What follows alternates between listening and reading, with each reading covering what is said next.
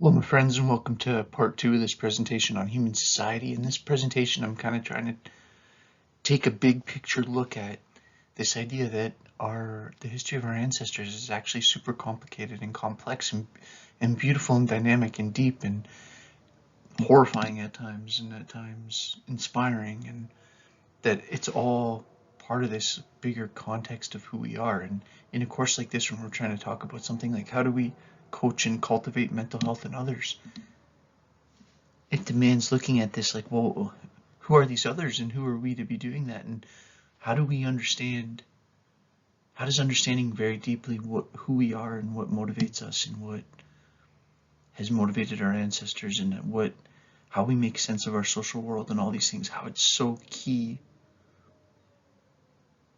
to understanding something as complex as trying to cultivate real, sustainable mental health in people. Welcome to part 2. Love yous. Hope you're doing well.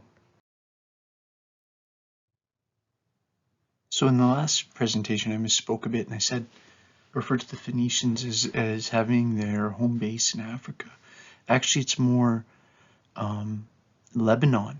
See, they're really confusing people to try to discuss because they were so seafaring and their influence was so far spread. But yeah, if you look at this, so like Tripoli and Baalbek would have been huge pieces of Phoenician culture, or centers, I mean. You can see that. I thought that that's like a cool piece of I don't know if you'd call that like sculpture or rock carving depicting these seafaring people. Like, look at that interesting Viking-ish looking longboat with like the horse head.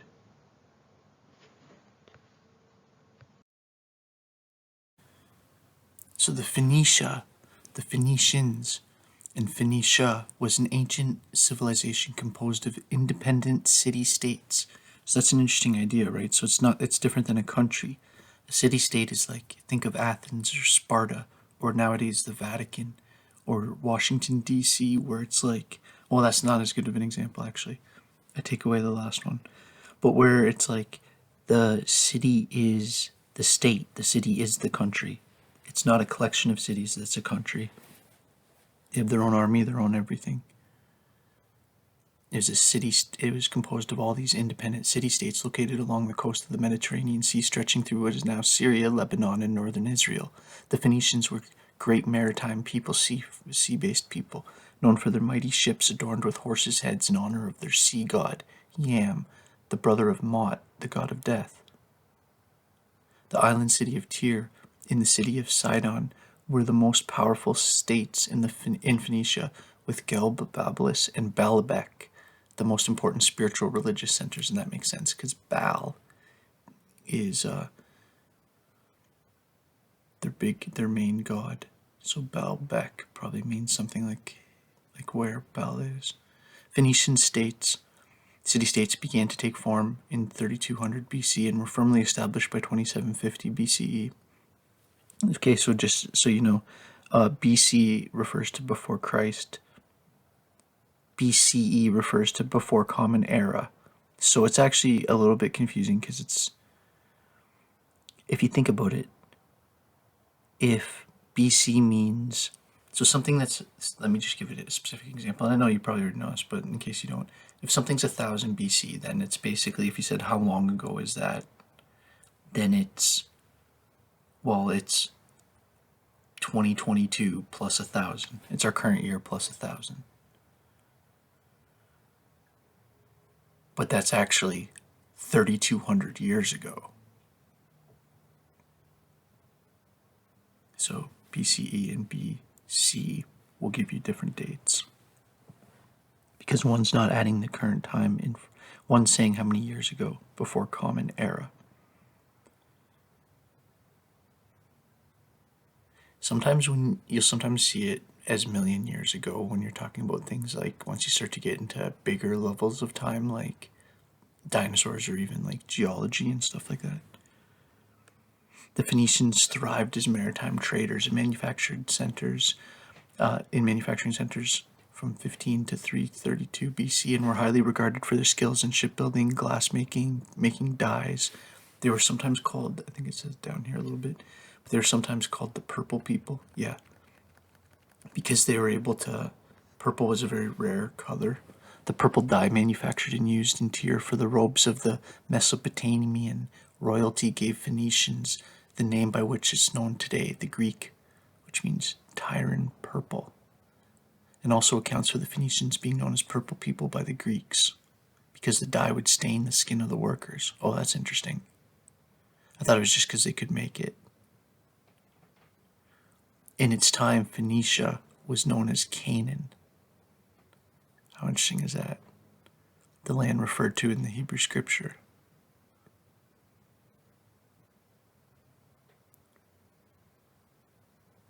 Herodotus cites Phoenicia as the birthplace of the alphabet, stating that it was brought to the Greek by the Phoenician Catamus sometime before the 8th century BCE.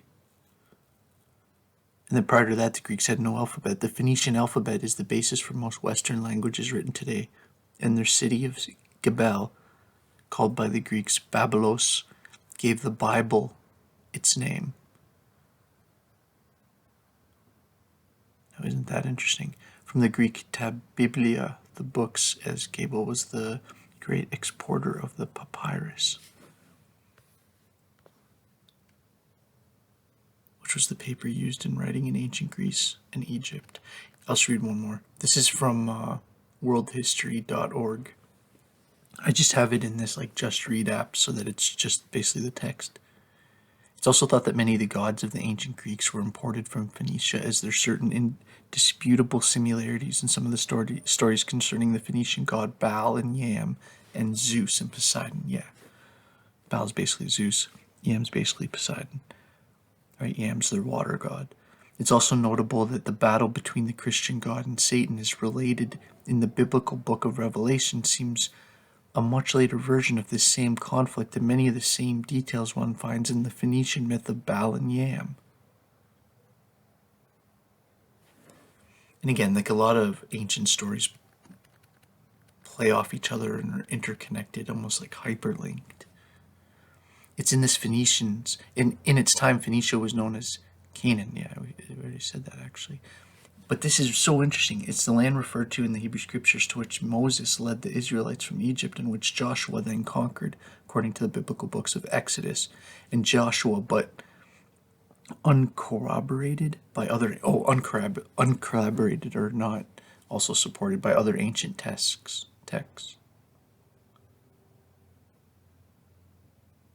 It's weird. I'm the worst reader when I'm like knowing I'm reading a screen share. Okay, how do I stop this?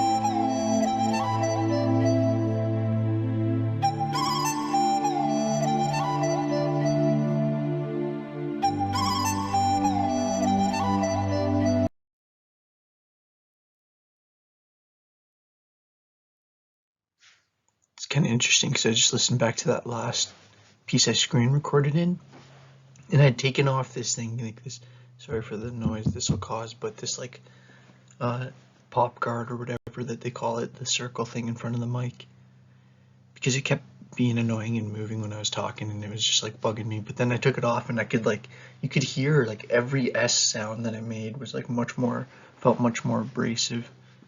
So I guess I'll keep it. Sorry if you hear me touch it once in a while or try to readjust it. So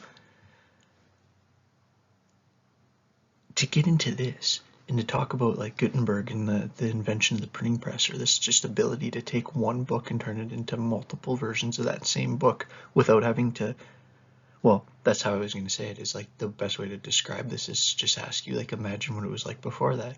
Imagine how you got another copy of a book.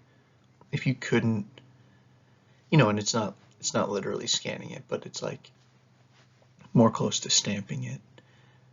But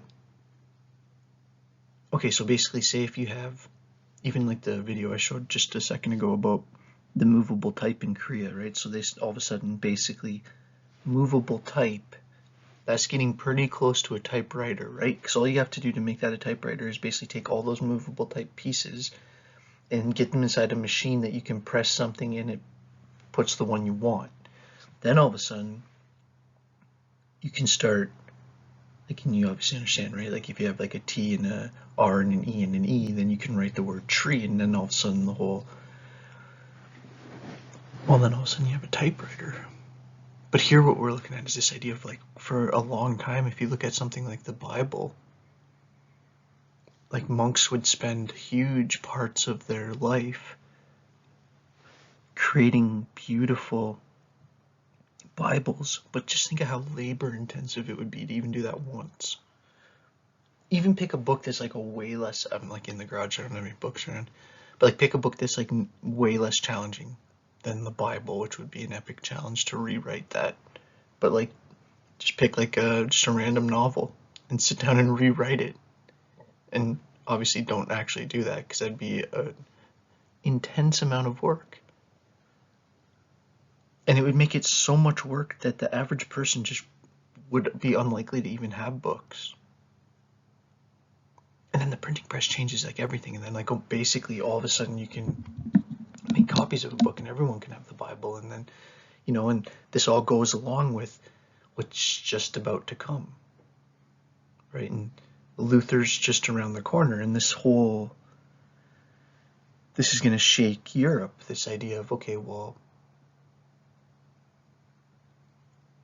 it's going to be a shift away from having your religion in Latin, which is another interesting point, right? Like even my dad can remember growing up and having his church in Latin. Now you got to think of the power dynamic that would exist if there's this book that we all believe in, but only one person in the room speaks the language it's written in, and therefore they're interpreting its meaning to the congregation. Oh, actually, it says that the priest should have 5 cars. No, I'm just joking. Obviously, back in that time, it makes no sense to use the car example.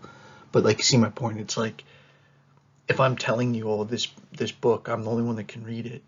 So you can see how the power would shift if all of a sudden now people are starting to get it translated, right? And that's one of the big things, is like now all of a sudden the people in what we would now call Germany are like reading it in their own language. And they're saying like, where's Jesus talking about like sending money to Rome? And they start to question this central authority of the Vatican, basically what we now call the Vatican, or like the Pope. And it's all tied to tech. It's all tied to this idea of, well, just think of how like much the internet is changing things, that I'm sitting in my, like, I'm like having this conversation with you over the internet about how the printing press changed things. And it feels very normal. And my ability to send you video through YouTube to North Bay, the Kitchener-North Bay connection, would have blown Gutenberg's mind. So again, I'm just trying to kind of paint this as along a timeline.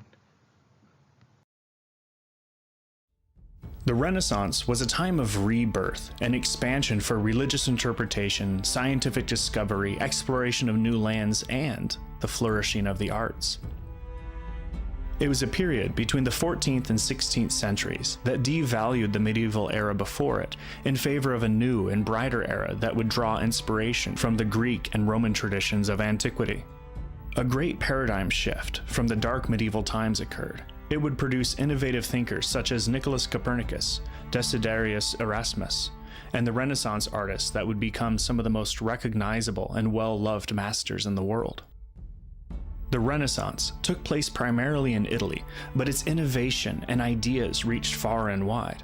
The medieval values that came before it encouraged obedience and faith in authority. The Renaissance was a complete shift and placed high value on knowledge and personal responsibility. The art during this time is known for its realistic scenery, linear perspective, and its innovative light and dark shadowing, known as chiaroscuro. The Renaissance began as a literary movement, with the texts of antiquity being rediscovered, but it was quickly picked up by the visual arts and sciences. Italy's intermingling between math, science, and art during this time led to the discovery of perspective in the arts. Perspective was an achievement that allowed new space to be configured in the paintings. Flat and stacked space was replaced with mathematically accurate images with dimension and depth. One example of a Renaissance painting before three-dimensional perspective is Angolo Gatti's The Coronation of the Virgin.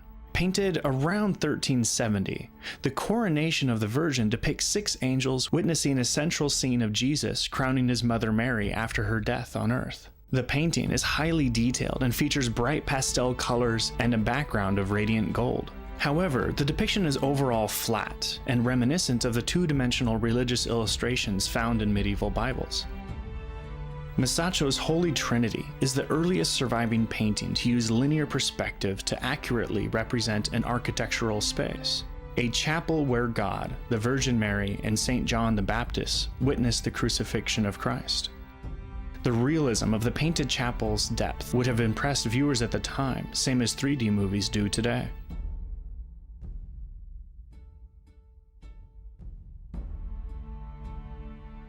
The church, as one of the most powerful and wealthy institutions in Italy, was able to commission artists to create sculptures and architecture that adorned and served church iconography and function. Christian saints were painted and sculpted to replace Byzantine mosaics and murals with Greek mythological imagery, but direct influence from antiquity on form and technique was still visible. Using antiquity as a backdrop, artists began incorporating and fusing the Christian iconography with the Greek and Roman symbols and imagery. This was most apparent in the work of Botticelli. During this time of flourishing artistic achievement, Italy saw the rise of powerful individuals and families. Italy was not a unified state during the time of the Renaissance, and while the church had considerable power and wealth during this time, the Medici family, owners of Europe's largest bank, became the most powerful dynasty in the region. Gaining their power through banking, the Medici were such a rich and political dominating force that they were able to commission hundreds of works of art and have powerful influence within the church. Prominent artists and thinkers sponsored by the Medici family include Masaccio, the painter who perfected and popularized one-point linear perspective, Fra Angelico, Donatello, and even masters like Galileo, Leonardo da Vinci, and Michelangelo. Although the Renaissance was already spreading like wildfire across northern and western Europe on its own, it was helped along by the Medici's power and influence. Leonardo was the quintessential Renaissance man. He was skilled as an artist, scientist, and architect. His interest in worldliness, beauty, love of learning, and the ideals of antiquity led him to create novel and breathtaking work. His best-known work, and among the most famous paintings in the world, is The Last Supper, painted on the cafeteria wall of the Santa Maria del Grazie convent in Milan. The Last Supper portrays Jesus' last meal on earth with his disciples. The disciples are riddled with surprise and angst because Jesus has just revealed to them that one of them will betray him and he will die. Leonardo's work remains in the canon of artwork, but due to his constant experimentation, his works are falling apart today, and many of his ideas led to failure or never saw fruition.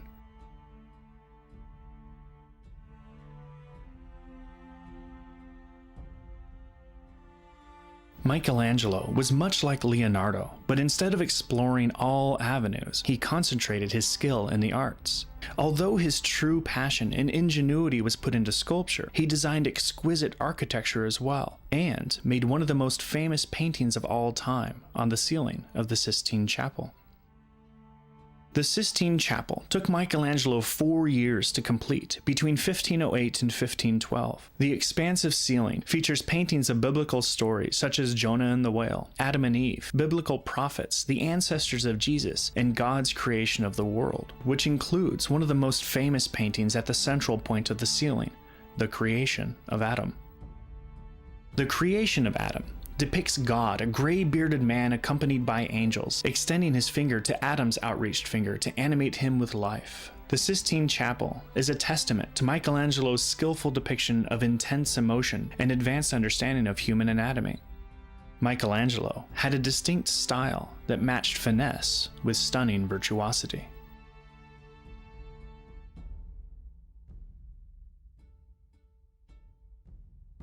A rival painter of Michelangelo's, Raphael, decorated the walls of the Catholic Pope's library in the Vatican between 1509 and 1511.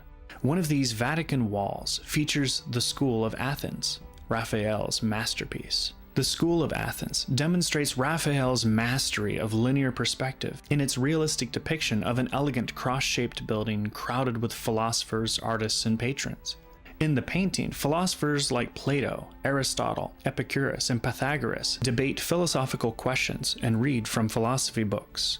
Statues of Apollo and Minerva feature prominently in the school, inviting viewers to contemplate the relationship between religion and philosophy.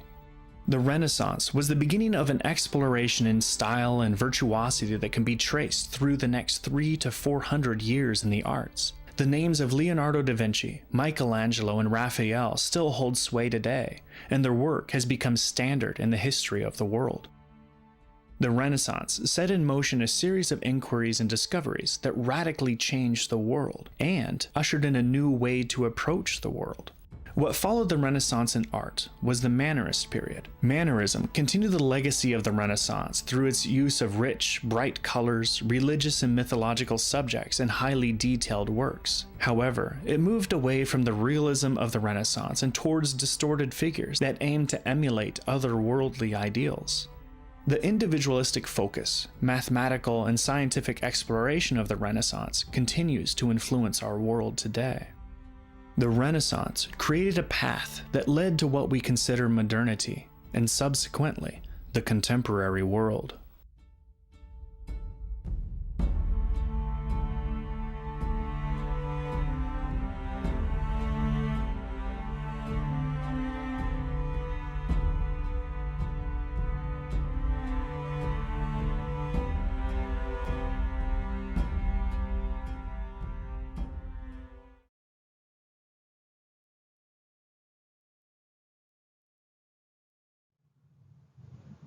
Okay, so this is one that's, could be controversial. Well, it's not controversial. What I'm saying is sort of like some people could challenge this in terms of maybe making arguments that there's earlier ones or ones that reference the New World. The first real solid, though, proof that you're getting of somebody making a detailed map, including what we would now call North and South America and Central America, what at that time was called the New World, right? And so this is engraved in copper by Rosselli, and this is in Florence, they think in Florence or Venice, in 1506. The only surviving copy of it is in the British Library, so you could actually go to the London Museum, or the British Library, which is in London. It's weird. It's weird that it's not at the museum, though. It's weird that it's at the library. I'm not knowledgeable about if those two things are connected. It would make sense if the British Library and museums are connected, but I don't know off the top of my head. But yeah, that's interesting. So like you could actually physically still see that. Theoretically possible. Over 500 years later.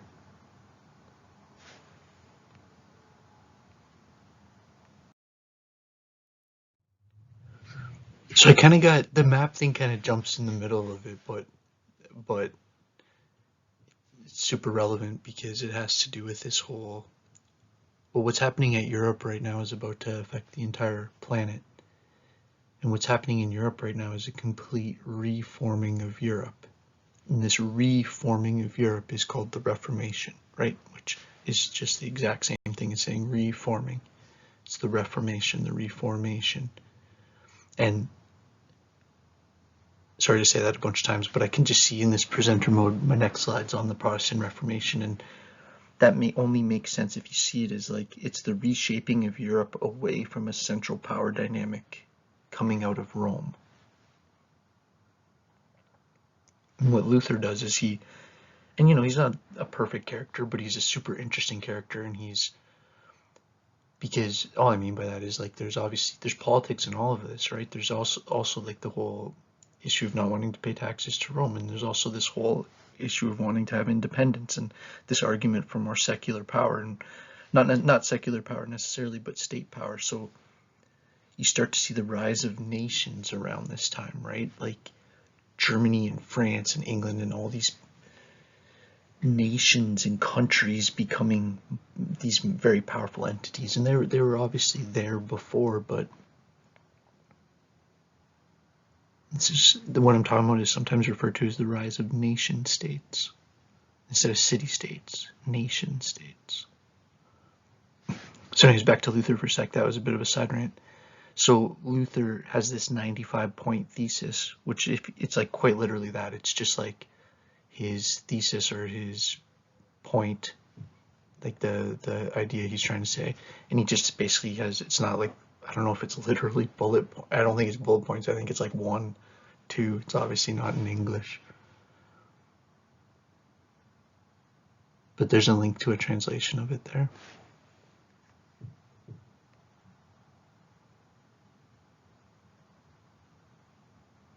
And it's definitely worth checking out.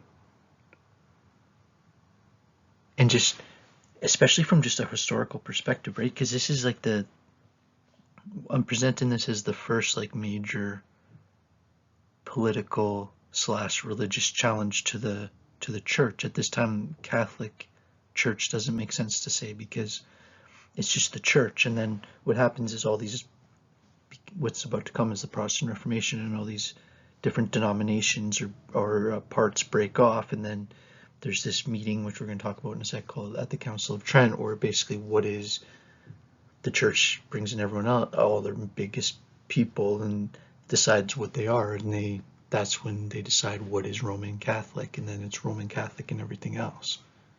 But before that, it's all just central power out of Rome. And that change is huge, and that change completely changes Europe, and that is called the Reformation, basically.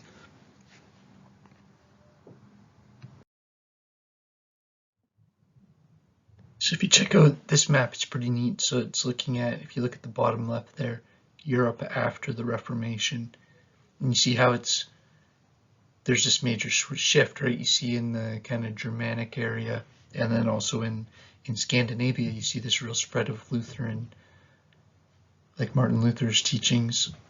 And you see like the Calvinists that are following John Calvin, and that's mainly up in Scotland, but you also see it in the Netherlands, very interestingly, and in these other pockets like around Switzerland. Then you have the Catholic influence, which was, before the Protestant Reformation, this whole thing would be green. The Church of England. So you start to see these breakaways, and then there's going to be more, right? And there's going to be like the Anabaptist and the Baptist, and then there's going to be the whole spread of the new kind of Presbyterian movement and all this stuff, and this new thing coming called the Great Awakening that's going to be happening in the early settlement communities in the United States, which we'll get to in just a second. But this is sort of like the early breakup.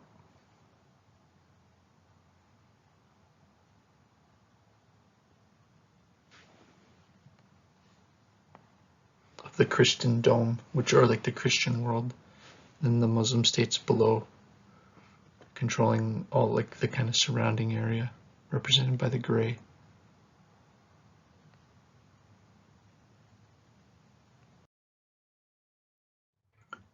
Held between 1545 and 1563 in Trent and Bologna, northern Italy, was one of the Roman Catholic Church's most important ecumenical councils. Oh man, I was trying to get ecumenical right, and I messed up the word church. That's awesome.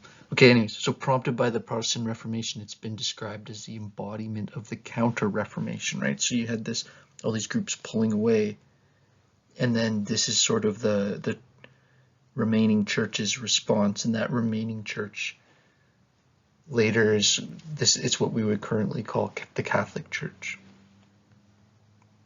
the Roman Catholic Church.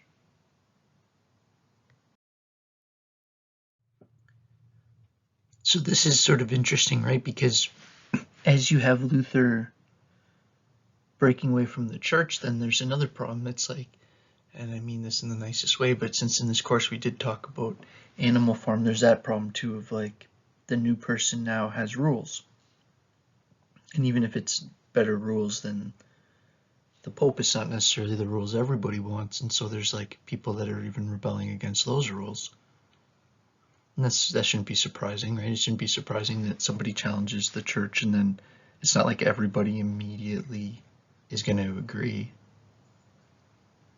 And so in Germany, there's a lot of revolt and pushback from the peasants or from like the farmers basically, and the Munsters. And Munsters is this area, right? But it's this area where this group of, you use the word Anabaptists.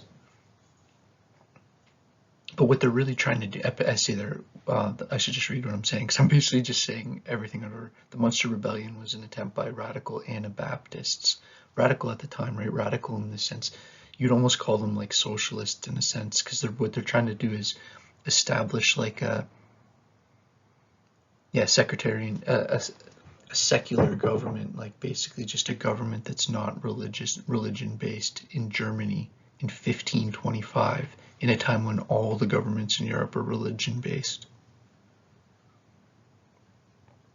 So you see like almost immediately how it's like, okay, well, if we're changing how we see religion, you see how it like immediately has this like very political piece of it. And I'm going to show you like a really quick like 1 minute history video on the next slide here. In the wake of Martin Luther's Reformation, a prophet named Jan Matthias calls on members of the Anabaptist movement to flock to Munster for the second coming of Christ. After failing to get rid of the cultist, the Prince Bishop returns to lay siege to the city. God tells Jan Matthias that he would not be harmed, so he rides out to face the army. The prophet's head is put on a spike and his genitals are nailed to the city gate. Soon after, his disciple Jan van Leyden proclaims himself the real prophet, restoring the town's faith and leading them into further peril. Van Leyden mandates polygamy, kills challengers, and abolishes the right to own property.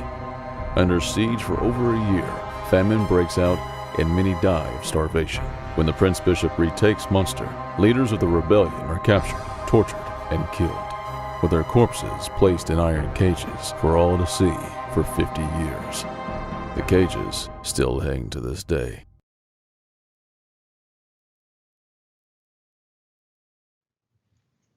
It's interesting to think about how at this time period, spices were worth more than gold.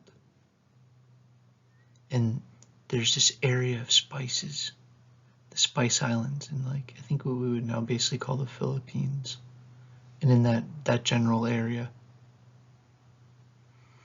And so the two huge naval powers at that time are the Spanish and the Portuguese, and the Portuguese are controlling basically the route to if you look at it from Spain and Portugal's perspective, the route to that area that goes underneath the bottom horn of Africa. And it's like past like what would now be like Cape Town, South Africa, and up. And so they're trying to find, can you get there? So you can see in this video how the king basically says, the Pope basically says like the Portuguese get one half and the Spanish get the other half. And so the Spanish had a lot of motivation to try to figure out a way to get there going the other way and avoiding the Portuguese military. Navy, I should have said. So the next video I'm going to show kind of captures this idea. But circumnavigate means to like go all the way around.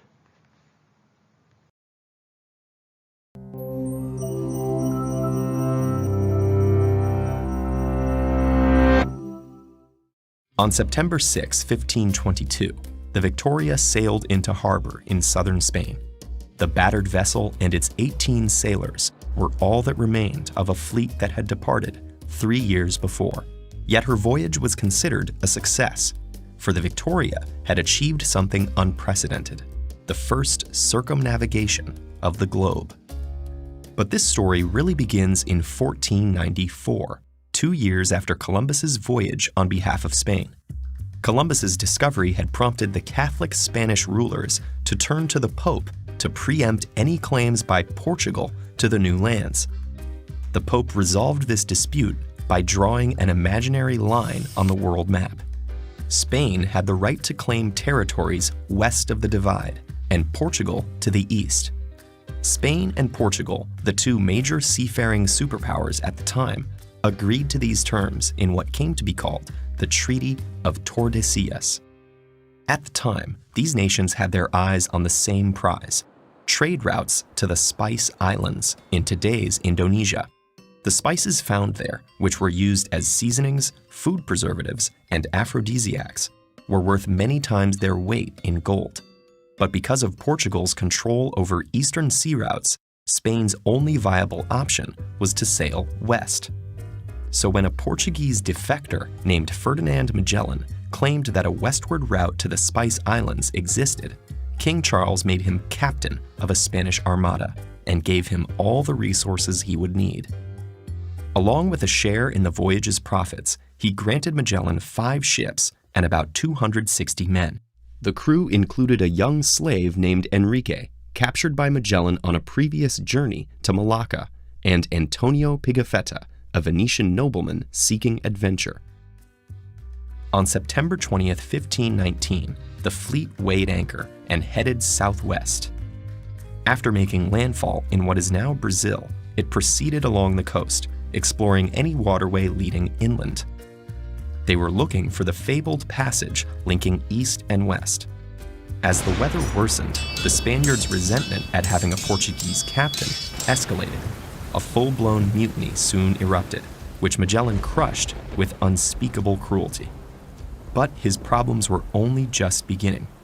During a reconnaissance mission, the Santiago was wrecked by a storm. Then, while exploring a narrow waterway, the captain of the San Antonio took the first opportunity to slip away and sail back home. Magellan pressed forward, and on October 21st, he started exploring a navigable seaway. 27 freezing days later, the 3 remaining ships emerged from what we now call the Strait of Magellan into the Mar Pacifico. The fleet never expected the new ocean to be so vast. After 98 days at sea, dozens of sailors had succumbed to scurvy and famine. When they finally reached land again, Enrique, the young slave, proved able to communicate with the natives. Their goal couldn't be far. Sailing further west, Magellan was warmly received by Raja Humabon of Cebu. So when the ruler asked him to help subdue and convert the rebellious chief of Mactan, the captain readily agreed. The adventure would be his last. Overconfident and severely outnumbered, Magellan's force was overwhelmed, and the natives' bamboo spears ended the captain's life. Yet the voyage had to continue.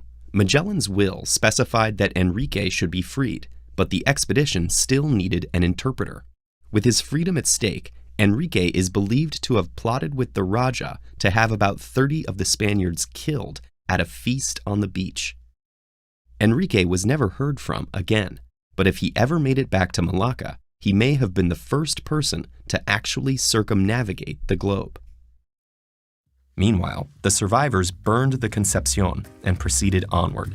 They finally reached the Spice Islands in November of 1521 and loaded up on precious cargo. But they still had to return to Spain. The Trinidad sank shortly after being captured by the Portuguese. The Victoria continued west, piloted by Juan Sebastian Elcano, one of the pardoned mutineers. Against all odds, the small vessel made it back to Spain with a full cargo of cloves and cinnamon, enough to cover the expedition and turn a profit. An obsessive chronicler, Pigafetta described the lands and people they encountered. With the help of a humble slave, he also compiled the world's first phrasebook of native languages. His journal is the reason we can tell this story. Magellan's legacy lingers. He had galaxies and space programs named after him. Elcano, too, was celebrated in Spain with a coat of arms and his face on currency and stamps. United by fate, the survivors and the hundreds who sacrificed their lives challenged conventional wisdom and completed a historic journey once thought impossible.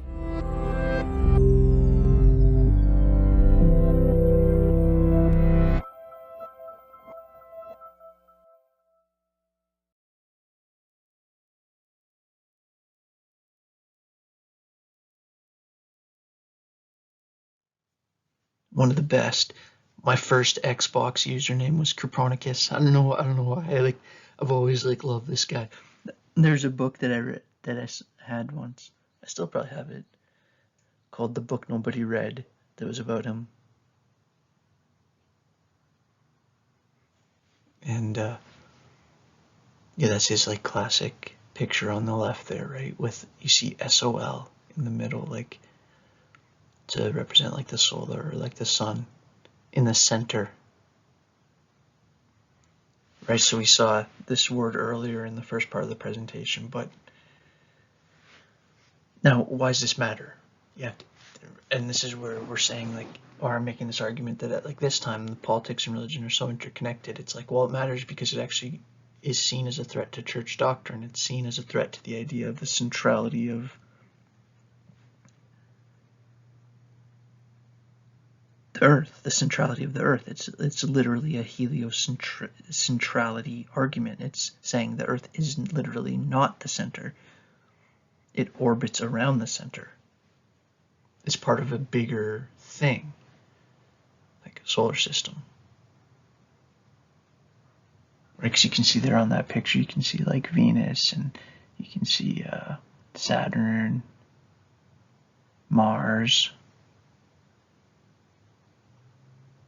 Venus. I already said that. Yeah, obviously that's all in Latin.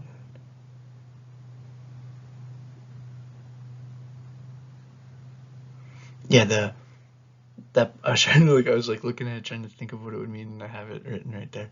The revolution of the celestial orbs. Think about that idea, right? What's an orb? Orb's like a circle, right? So a planet. And they're celestial, meaning they're up in the sky, and they move around. On the revolution of these celestial orbs. Orbs are also things that orbit.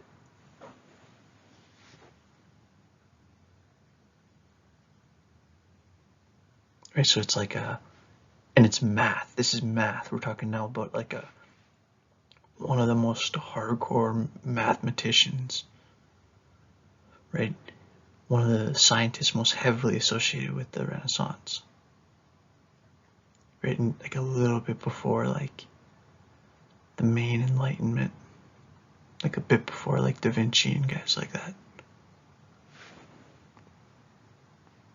Yeah, Copernicus, awesome.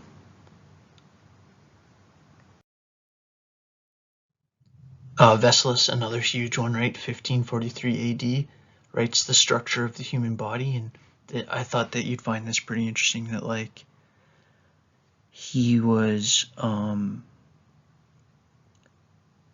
of the first to do it from basically a lot of work on corpses. So if you look through this is the point my brain was struggling to think of, because I was reading about this a little bit more yesterday, is that one thing that I found was super interesting.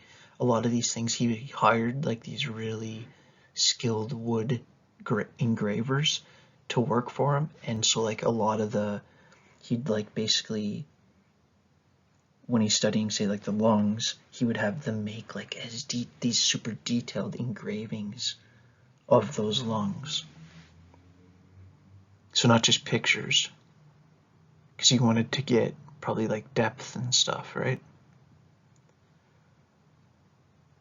So pretty cool. You could literally find probably a PDF of this online.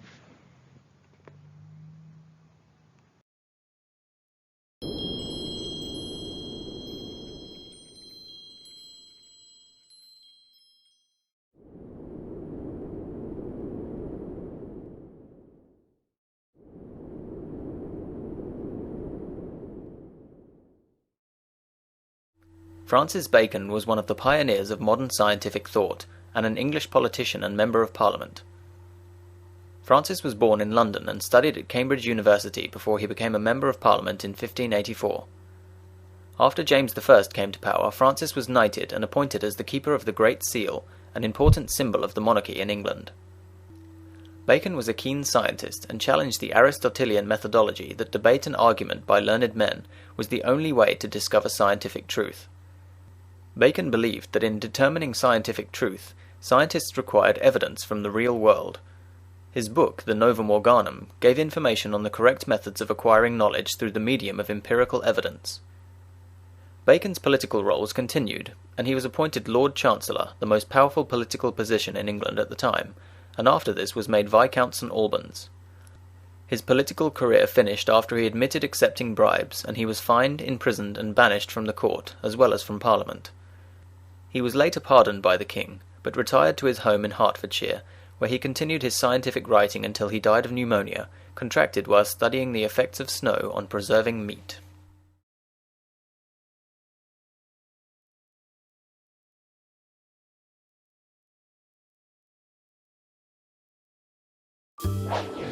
So, who was William Shakespeare again? Well known, the Bard was an English author of famous plays about a lot of different things, and he lived during the Elizabethan era. But why is Shakespeare considered such a great artist?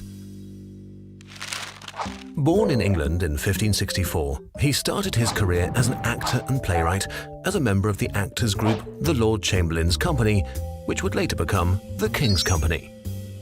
They played in several theatres until they eventually built the famous Globe Theatre, their very first own stage.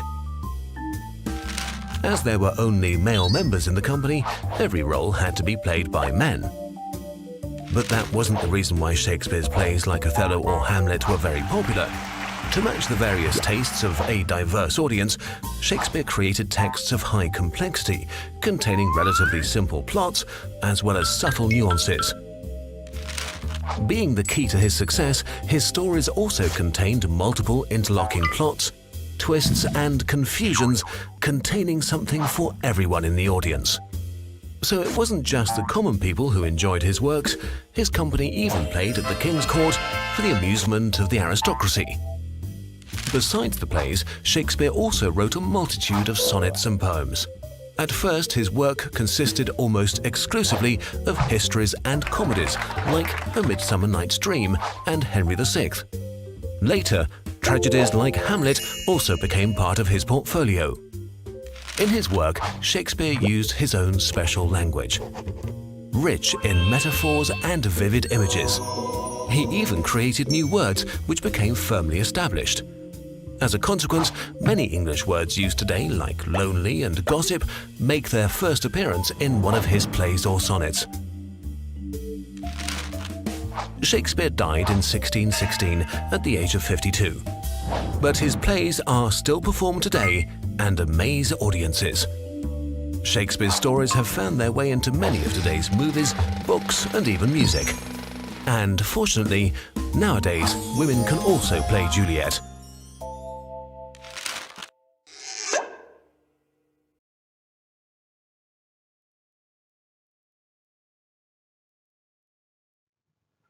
So, in the interest of time, and which is a weird thing to say because this is going to be a very long two-part presentation, but I'm going to be brief on Francis Bacon and Descartes and Shakespeare, because like those are two that I could have got lost on.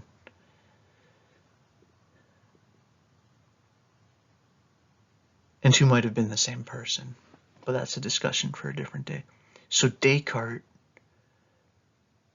talks about, first of all, this idea of falsification as being core to science, and that like, okay, if you want to actually be a scientist, then your full-time job is to try to prove your ideas wrong. It's not verificationism, which is kind of the current trend, right? Like, let's find all the things that make my argument sound right, but ignore.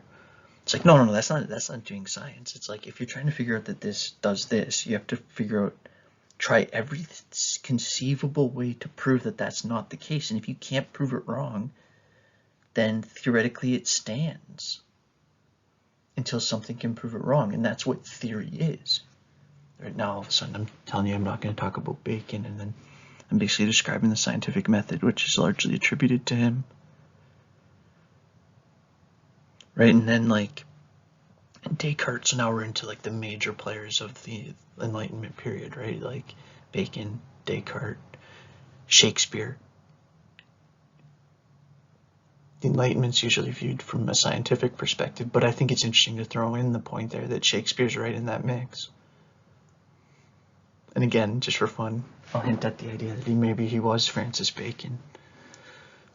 Probably not, but there is controversy over who Shakespeare actually was, and Francis Bacon would fit the bill because he was in the right area. He was smart enough. He was one of the most charismatic people. He seemed to be, everything he touched seemed to turn to gold. The Francis Bacon basics. We rise to great heights, but through winding staircases. So Descartes has this idea of the significance of doubt. I love this quote. We don't describe the world we see the world we can describe.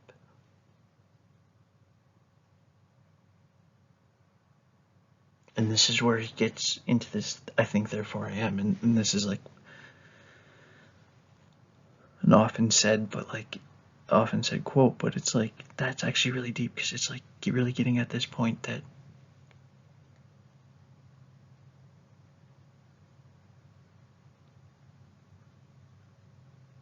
this aspect that our life can't help but be influenced by the fact that we're all independent physical bodies that have our own emotional system and that are experiencing this world in a very, through our eyes. So visually it feels like it's almost our own individual personalized movie. And so therefore it feels like what we experience is real. And so he's really battling with this like objective versus subjective idea.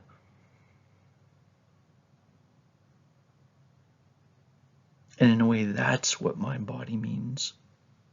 But it also means that, like, at an embodied level, the objective is sort of the body and the subjective is the mind. Again, I'm just freestyling that, but I think that actually is a decent way of saying it. So yeah, Descartes, another super interesting Enlightenment philosopher. So here's another one of these ones. It's like another big game changer in terms of like the overall kind of social narrative and how people are understanding. Like, can you blame our ancestors for finding, say for example, ancient like pterodactyl fossils and thinking they were dragons, dragon bones? Pterodactyl skeleton would look an awful lot like dragon bones. So Steno titles this thesis, think about this idea of like what a fossil is, that you could actually have a bone and then it gets embedded in rock and then the bone eventually like dies away. But the fossil is like the solid naturally enclosed within a solid. And that's linked with the idea of sedimentation, or this idea that like things that are deeper in the ground are older. Now think about what that would mean, right? So it's like if you drill into the bottom of the ocean, the deeper you go, the longer ago that stuff floated to the bottom of the ocean. And so you tie those two ideas together and you get this basic idea that what happens is an animal dies, its bones get surrounded by rock. Even when those bones decompose, that imprint fossil is on the rock. And then the age is related to the depth, or basically sediment layers. I don't know why I felt like I needed to make a sound. Introduces this idea of stratific layers, processes that led to the burial and fossilization, brought this idea of fossils to the scientific discussion.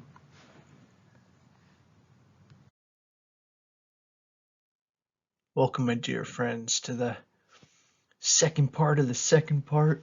This is my third recording time, I think, or fourth. I think third recording time of sit down of this presentation.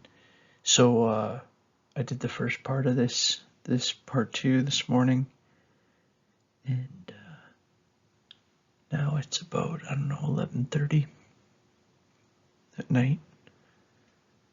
Benedict de Spinoza, right? Spinoza, one of the great kind of last defenders of the church. Tradicus Theologicus. Theologico. So let me try this again. Tradicus. It's all Atticus, but like Politicus as the is, like so many of the ends. Tradicus Theologico Politicus. This treatise on theology and politics. And one of the big defenders of the church. And this is, we've been talking a little bit about the Reformation, and we're about to touch on a few people, like even like David Hume and some of these big critics of the church.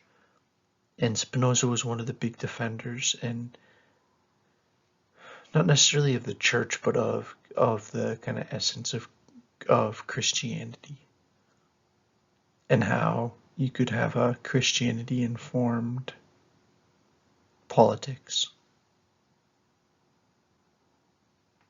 Right now, keep in mind, so this is at this, keep in mind the time period, right? 1670. This is at a time when the whole movement is to separate the two, separate church and state, right? And think of what the separation of church and state really means. It means this idea of like, maybe it's not a good idea to have the people that are the religious leaders and the people that are religious leaders being the same people.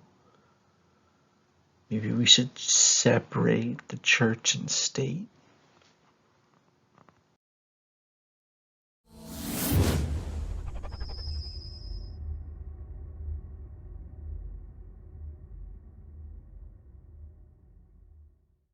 To begin with, the man given credit for viewing this invisible world for the first time was not a trained scientist. Anton van Leeuwenhoek was a Dutchman who ran a dry goods store selling cloth. He was the finest lens grinder of his time. During his life he made 247 microscopes and over 400 lenses. Lens grinding and polishing is very delicate work. The lens must be perfect, or else objects to be viewed will be blurry.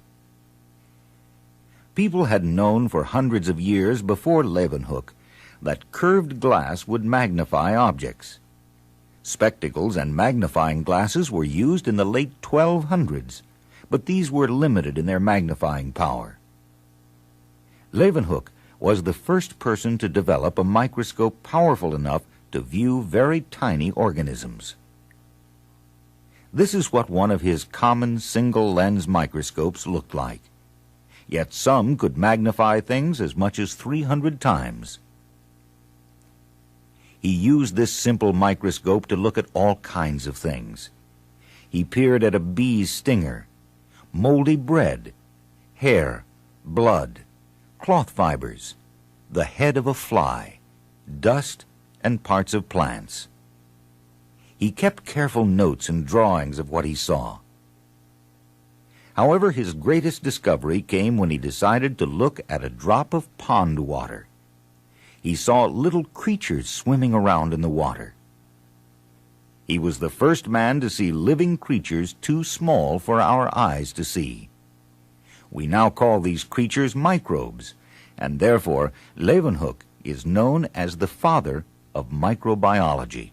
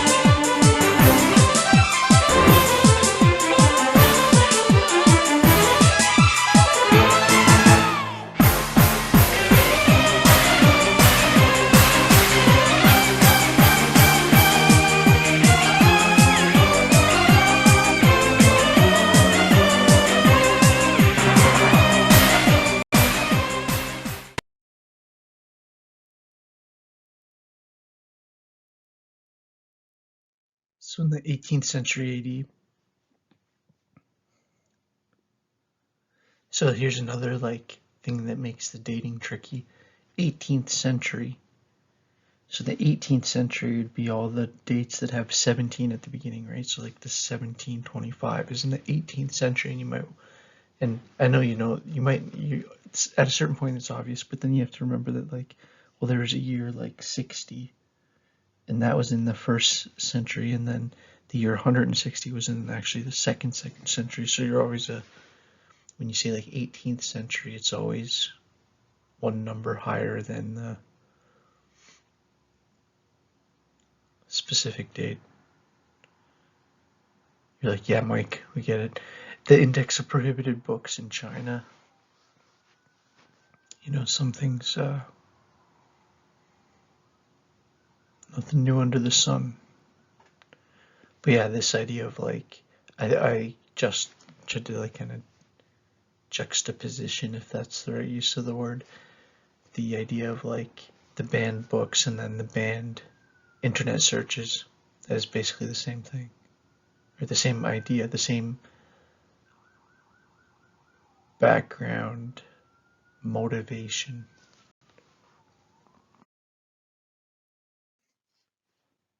So the 1720s, you see the real strong establishment in England of this whole factory farm system, right? Or this whole idea of large scale industrialization and production, and how this then changes all kinds of stuff, right? That's very different than more localized farming. This is making it at this industrial stage where now a lot of people are moving into cities and these factory farms, and also this factory industrialization is reshaping what work is, what your daily experience of life is, to a profound level, really.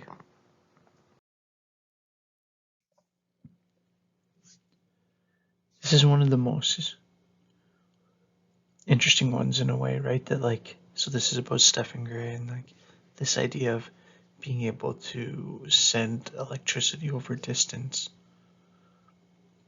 And on May 14th, 1729, he sent it 24 feet. Then later he got it 32 feet, and then 52 feet, and then 666 feet, which is a weird number, but he keeps getting it further and further. And it's one of the most amazing things, right, that we can live in a scenario where, direct electricity to the heart, not too much, could be fatal to a human being, and yet I'm completely surrounded by electricity right now in a completely controlled way. And so are you, and our whole ability to have this communication is obviously based on electricity, and so is so many key things of our life are based on this ability to control this incredibly powerful. Okay, that was trippy. That was definitely the sound of something moving on the other side of the room there. I'm the only one in the garage. But anyways.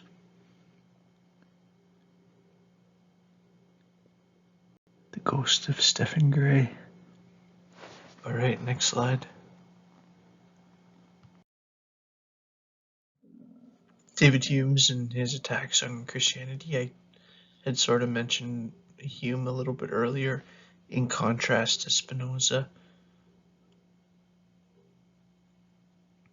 He's making this theoretical argument, or not theoretical, philosophical argument, that real choice demands the ability to choose to say no.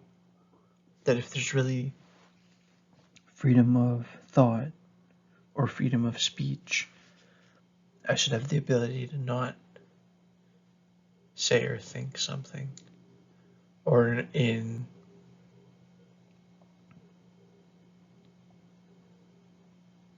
well, there's no such thing as freedom unless there's a freedom to refuse. Now he's saying this very much in terms of a response to Christianity, but it's interesting. I just thought that was an interesting quote. But David Hume's is a interesting character in general, and it's like with a lot of these people, I'm trying to just touch on them and situate them within this story. Very interesting Enlightenment philosopher, huge critic of the church, very interested in sort of the subjective nature of experience, like how we make sense of things. Like literally, like how we add what the process is of our mind adding meaning to our experience.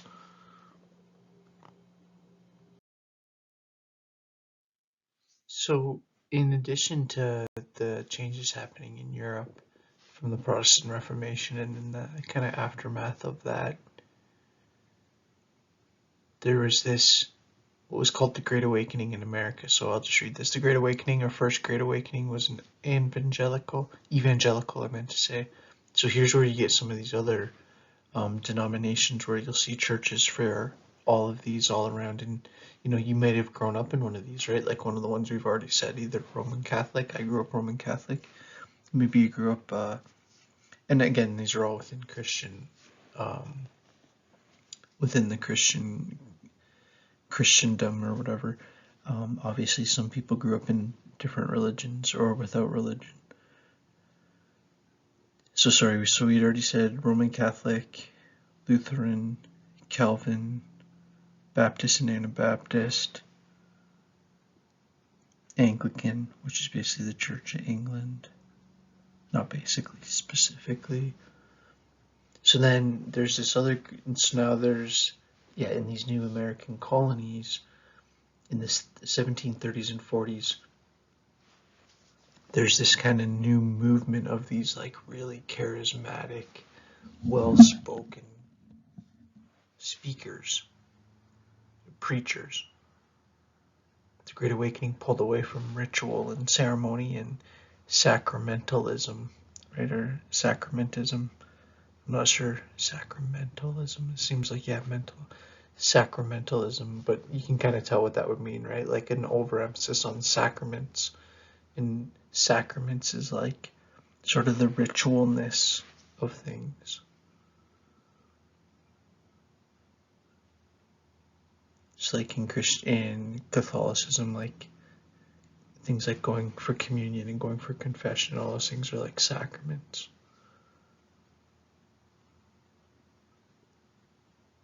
And so this Great Awakening is like this idea of like, okay, well, less of that and more of this idea of like, you don't need to have the priest. You can have your own direct connection with God. And you can have your own direct spiritual experience and opportunity for redemption. And it was preaching a very kind of different message. What the heck?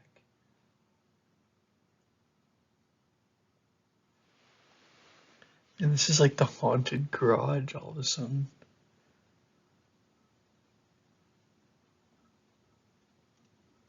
Okay. Great Awakening. All right, next slide.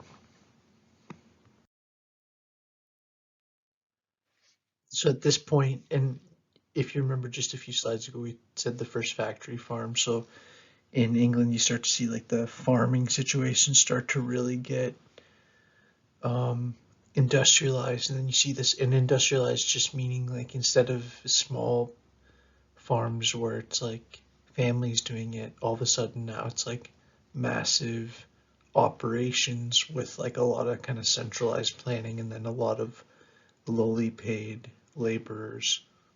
And then that starts to kind of manifest into all these other, just into this entire industrialization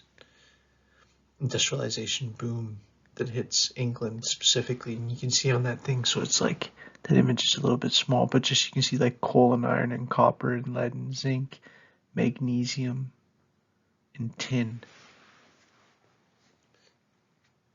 Those would have been such tough jobs. Oh my gosh.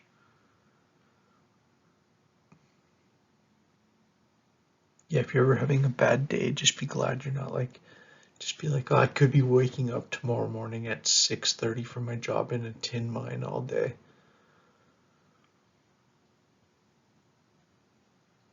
And that could be what I do every day. And it could be so dirty.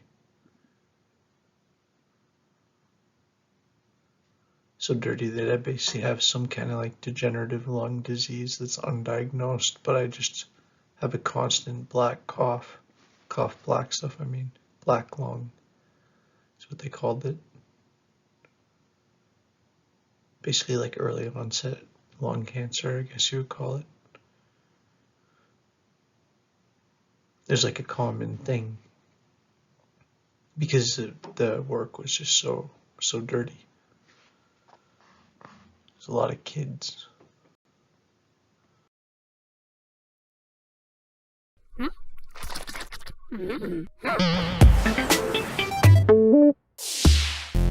The French Revolution, the emergence of the modern state. So, how did this all begin?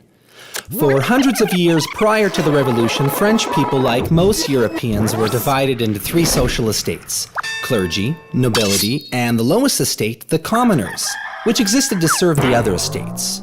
Above all was God's gift to mankind, the king. But this hierarchy was being questioned by the Enlightenment, a movement of intellectuals who promoted the use of reason and science. Revolutionary ideas began to spread to the public. So, in the 1780s, when an economically broke and spoiled monarchy tried to increase taxes on the commoners, resentment reached a new level and riots began. On the 14th of July, 1789, revolutionists stormed the Bastille Fortress, a symbol of the royal power. This date is marked as the beginning of the end of the old monarchy, has become France's Independence Day, even though the king was beheaded only in 1793. Shortly after, the French adopted a universal declaration which stated, "Men are born and remain free and equal in rights." This was a radical change, even though it left many people out. But the French Revolution was far from a smooth ride. Actually, it was a bloodbath, which led to external and internal wars. The newly introduced guillotine worked overtime, beheading tens of thousands of French during a period known as the Terror. In 1799, the revolution ended when a military commander by the name of Napoleon Bonaparte seized control of the French legislature, eventually declaring himself emperor. Although the revolution began and ended with a monarchy, it had a crucial impact on Europe and world history, and laid the foundation for a modern state governed by the people. Things you gotta know. Let them eat cake. Queen Marie Antoinette's supposed response upon learning that the poor peasants had no bread. The American Revolution was considered a major source of inspiration to the revolutionists in France. The French tricolor was formed during the Revolution. The ideals of liberty, equality, and fraternity associated with it were superimposed many years later.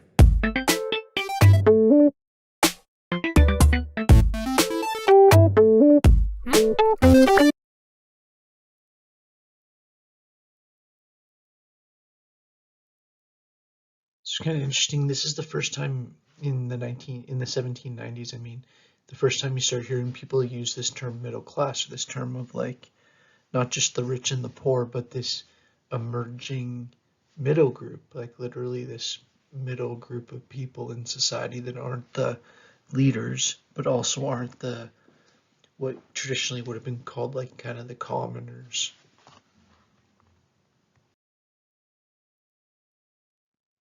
All right, we're getting there. Sorry, I know this is such a long presentation. Oh man, it's like if you're watching this whole presentation, you're a pretty awesome student. And I think like I hope that this comes together and works and isn't too terrible. I got 19 slides left. I can do it. We can do it together. Textual criticism, or this idea of like now everybody's being able to read the Bible in their own language, and it seems like I'm talking a lot about the Bible, but it's only the last couple hundred years where our political systems and our educational systems and our philosophical systems have really become much more secular. And if we're studying how it got to that point, we have to realize that that wasn't always the developmental pressures on those lines of thought. Textual criticism is a branch of textual scholarship, or think of textual criticism or as this idea of like looking at the text, but looking at how like this part relates to this part, or what this must mean, or all this kind of what we would now call like literary criticism.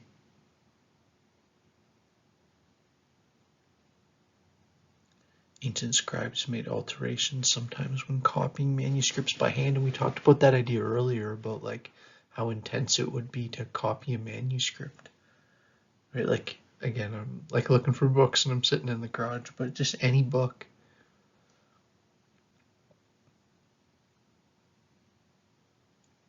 Let alone a book that's like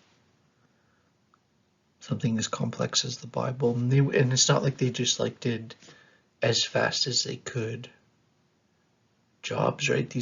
Some of these were incredibly artistic.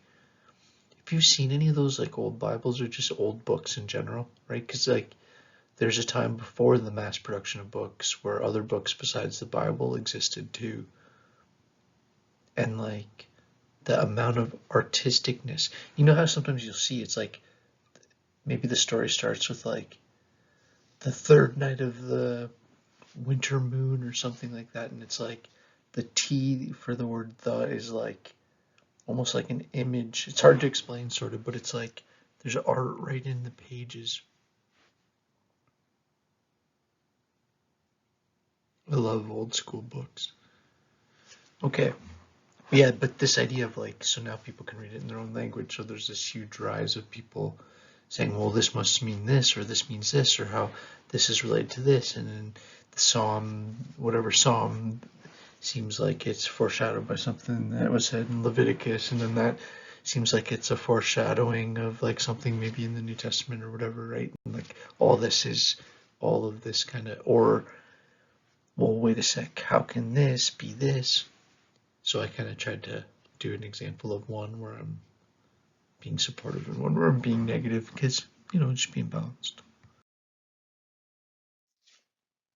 So this is interesting, and I wanted to show this, and it's kind of interesting because Neptunism is obviously wrong, and it was this wrong or erroneous idea that like there's this crystallization that happened under in the ancient oceans, and that's where like the world or the physical land basically came from.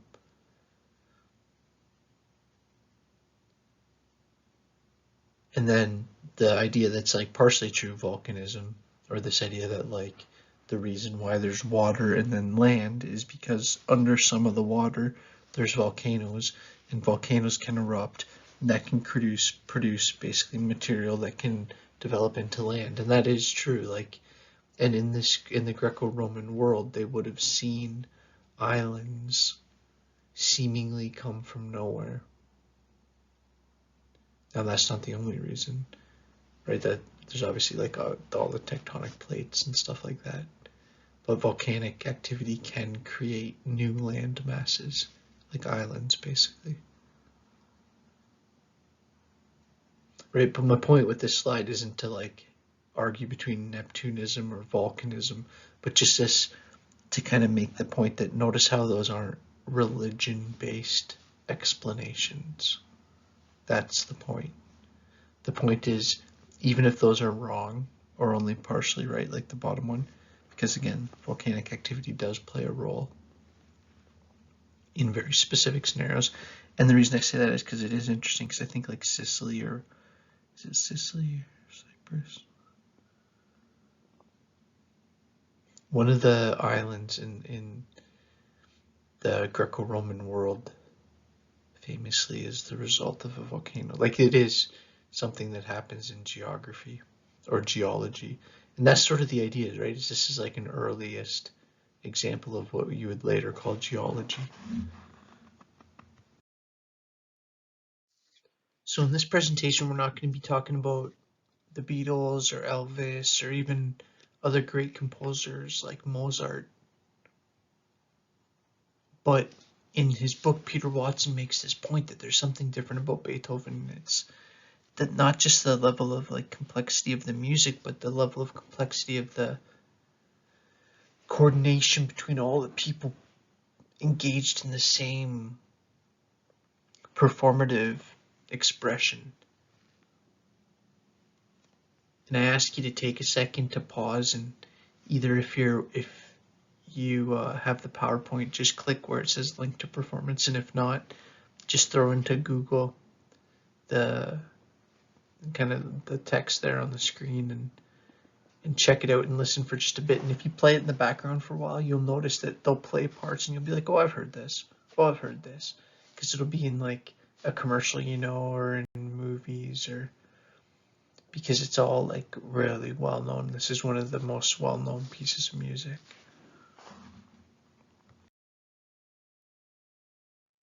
(1816) first functioning telegram. Pretty interesting, right? The ability to send like basically a text-based message over time, or over space, sorry. It's wild that you can send a message to somebody that can't hear you, that's not physically close enough to hear you. And again, talk about something that we take so much for granted that it's tough to think about, like how different it would be if we didn't have that tool in our tool belt as a species. 1831, the British Association for the Advancement of Science is established. This becomes like a really important organization in terms of helping funding and helping organize and helping for collaboration and networking, and really starting to legitimize and push and support the cultivation of this scientific method and scientific approach to methodology and knowledge. Yeah, very interesting. This is like a kind of weird one, right? Because it's not a specific person or thing, but what it is more just this formalization of this process of trying to use logic to learn more about our universe. So at this point, we're still about a half a century plus a little bit away from Freud and publishing Interpretation of Dreams, but we're already starting to see words like psychosis and psychiatric be used, right? So it's like, even though Freud was sort of writing the book as he was going, it's not like no one was talking about this stuff. And again, this is this standing on the shoulder of giants idea that I've come to a few times in this presentation, of the idea of this building on what came before. That's so key. It's a new day and everything is okay. It's a new night and everything is alright. Sorry, just a little noise for you. This is now Wednesday morning, and my dear friends, the presentation that never ends. We're almost there. So Comote or Augusti Comot, and it. This is like the Phoenician sounding out words isn't going to help you with his name because it's French. He's the guy that coins the term sociology. Right, and you see how he links and had this like huge influence on Herbert Spencer, and then also on Emile Durkheim, probably the most important sociologist ever, in my opinion, is clearly Durkheim. And that kind of, and Stuart Mills too, in a different way, but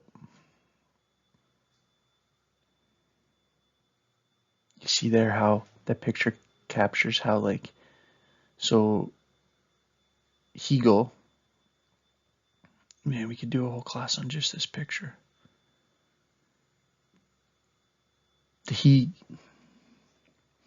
Hegelian dialectic is what's like kind of wrecking the world right now. This idea that you're either like this thing or you're the anti of the thing, and it's all one or the other. And it's thesis and antithesis. Everything's thesis, antithesis, and then we get our synthesis from it. And it's kind of like the maxiom of this like postmodern tribe that's destroying things. Postmodernism has a decent like central claim, right? Like, the central claim of postmodernism is basically against like everything I'm talking about today. It's like against this whole, because what's postmodern? Well, after modern, what's modern? well, the modern era is sort of like the Enlightenment on, right? So it's like after all of this.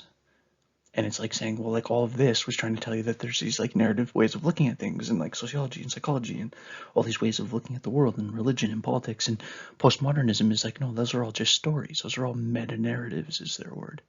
Big stories, stories that contain stories within them, meta-narratives. As if that's not a meta-narrative, right? So anyways, and you see how like Marx's ideas and a pollution of Freud's ideas through guys like Erich Fromm who aren't on that, but that could be basically represented by the arrow from Freud to the Frankfurt School, and then you get like Habermas and Marcuse, right? And if you want to understand a lot of what you're seeing in society nowadays, look at Marcuse's idea of repressive tolerance. What does repressive tolerance mean, right? So all these people are very interested in Max Weber, and I never even touched on Immanuel Kant, maybe the biggest heavyweight on that list besides Durkheim. You can see my bias, right? And it's like, one thing I want to be clear with you throughout all this is like, of course I have biases. It's like, be wary of your teachers that claim they don't have biases. And I'm obviously biased towards Durkheim. I think he's head and shoulders above most of these intellectuals, except maybe Kant. Max Weber's another absolute heavyweight, and so is Wright Mills. But I'm not impressed. You know, I'm a bit of a hater of the Frankfurt School. I don't hold them in high esteem. I hold them in the lowest of esteem. Okay. Oh man, sorry. I went on a rant about the Frankfurt School in the last slide. I used to have a teacher that was like so like, oh, the Frankfurt School, Engels and Erich Fromm and this creation of this socialist psychoanalysis that's gonna teach everyone about their own A lot of people in society now practicing psychology without a license. That's gonna come back. Can't be doing psychological interventions, especially on kids, without a license, especially if you're a teacher.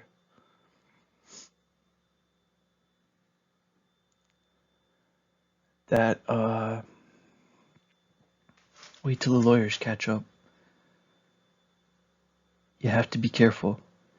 And I know I'm talking to a group of people that are largely interested in potentially becoming teachers. Be careful what you're being asked to do. If you're not a trained clinical psychologist, you can't be doing psychological interventions with youth. We seem to have forgotten this in the last couple years. Thanks in part to people like the Frankfurt School. Okay, in 1838, the term paleontology first used, right? So this is the first time you see. Okay, let me just say one last thing, because you're like, oh, bitter old man, mainland, making points no one gets, because it just sounds like a crazy rant. But what I'm saying is, like, I believe in actual therapeutic value of psychoanalytic concepts. I don't think Freud was perfect. I think the real best probably critic of Freud was Karen Horney. And why I respect her so much is she was able to be highly critical of Freud and still maintain respect and understand his contribution and realize, like, yeah, it's easy to come second and criticize the person that went first and the person that wrote the thing that you're now critiquing on. And you're now stealing the parts you like and critiquing the parts you don't like, aka the Frankfurt School. And then combining that with this like wishy-washy Marxism and thinking that you came up with this new alchemy of an idea.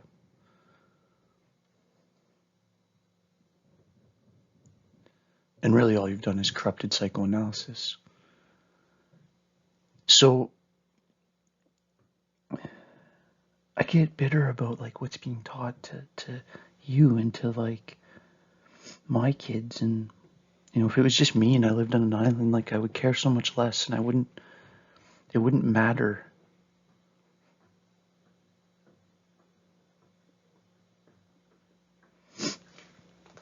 Anyways, I won't look in your face and lie to you. I might not always say things you like, but I won't lie to you. The term paleontology first used in 1838, right? So we talked earlier about this first understanding of like fossils, and now this more kind of even more of a jump into an actual hard science.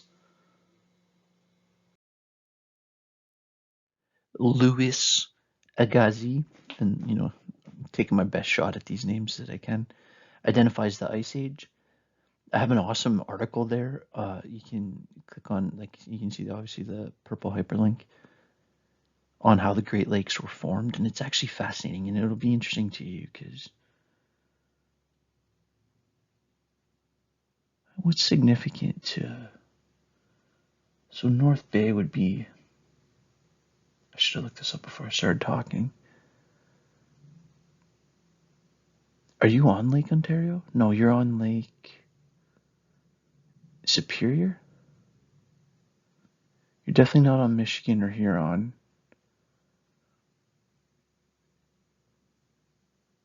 Okay, here we go. I'm gonna make the pick, and if I get it right, then I won't redo the slide. So you can tell that if I got it wrong. I think you guys are actually Lake Superior. That's what I'm gonna put my money on.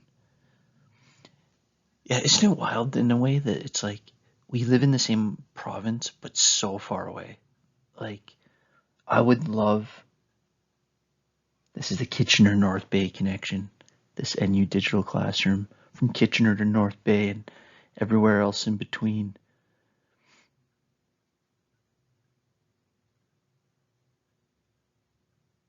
Yeah, like that blows my mind that basically what happened was, sorry, I'm not like, I'm doing way too much looking at the graphic and kind of forgetting that I'm the one that's supposed to be talking.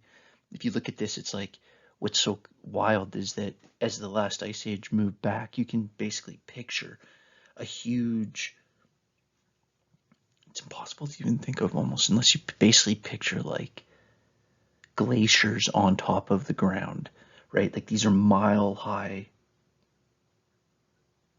ice walls, ice shelves, let's call it.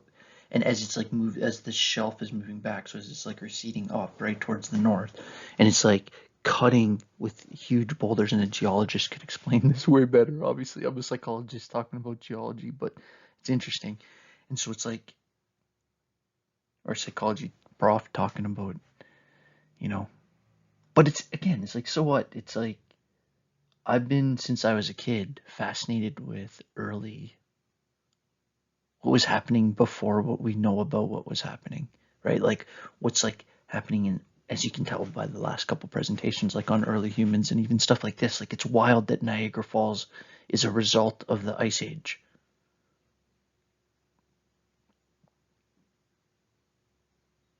Even just something simple like that.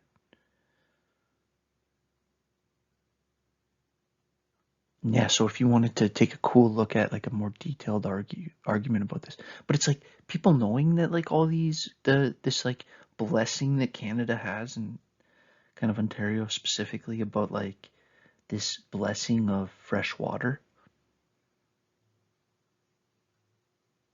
that's everything from like literally our water for a lot of Ontario people to like, for my family, oh, there goes that lake. For my family, Lake Huron is like where we always go for vacations, right? Like that's where Sauble Beach is, and that's where Grand Bend and Port Elgin and Southampton, Goderich, Kincardine, all those places. Shout out to Sauble Beach. That's my home away from home. Okay, so anyways, I'll kill this slide and I'll turn back on the light. I'm in the garage, so now at least I have a backup light on in the distance, because I was doing a slide earlier. I ended up ditching that slide and redoing it, but for obvious reasons, because I had only the middle light on, and I'm like talking, all of a sudden, boom, total dark. So again, I appreciate your patience. I think slowly trying to get my production better. It's like, as I say that, from sitting in the garage with a ping pong table behind me, production, I think like a lot of what feedback I've gotten, and also just what I've like I just watch other people and podcasts and everything, right? It's like usually if I can get the audio clean as possible is my number one goal. And then my number two goal is to have everything that's on the slide readable, you know. So again, all important things to talk about on the slide about how the Great Lakes were formed. Great Lakes, this is unplanned. I'm wearing a, Great Lakes unsalted is what it says. Can you see? So this is like, I'm like asking as if someone's going to respond magically backwards from the future. But yeah, unsalted. What body of water could Nipissing be near? Is it Lake Ontario or Lake Huron or maybe Lake Nipissing? Okay, so I looked it up in between. I should have known, and I'm gonna shout out Lake Nipissing because I love you guys, and I'm at some point gonna come. At some point, I'm definitely gonna come to North Bay, especially if there's ever like, if in the future there was a scenario where there was like a conference or something, and a bunch of students of mine were like doing presentations, and I could somehow come and support you in some way. That's how it would come. That's when I would come. That's when I'd, get the family in my big white Mad Cow van. I call it the Mad Cow. And we'd head up to North Bay for a week or something. Lake Nipissing is a lake in the Canadian province of Ontario. Oh yeah, it has a surface area of 337.2 square miles. Huge. Mean elevation of 643 feet, located between Ottawa River. Oh, so Ottawa River. Oh, I'm on a different slide. Yeah, so that's where it would connect. And Georgian Bay. Between Ottawa River and Georgian Bay, right? The third largest lake entity entirely in Ontario. Third largest lake entirely in Ontario, right? Because Michigan would be in the States too, right? I'm making all these claims about geography, and I'm gonna have to have like a corrector on each slide. Maybe I should like stop turning this semi into a geography lesson because I'm just exposing my limitations hardcore. Okay, so the spread of revolution in all these European cities, the spring of nations, the People's Spring, and you heard of like the Arab Spring movement that happened in, I think it was initiated in Egypt, and again, I'm like talking without notes, but like I think it was. Not saying that there's like a political connection, but I think there's even just like literally at a name level. I think it was named after this. Like this is a famous time of rebellion where people were basically fed up with being told what to do. This is happening all across Europe. Right, and in countries that, like Prussia, like a country that's not even there, right? You see how that's like sort of on this. You can obviously see how the word Russia is sort of there, and like you see how, but part of that looks like it's in Germany, right?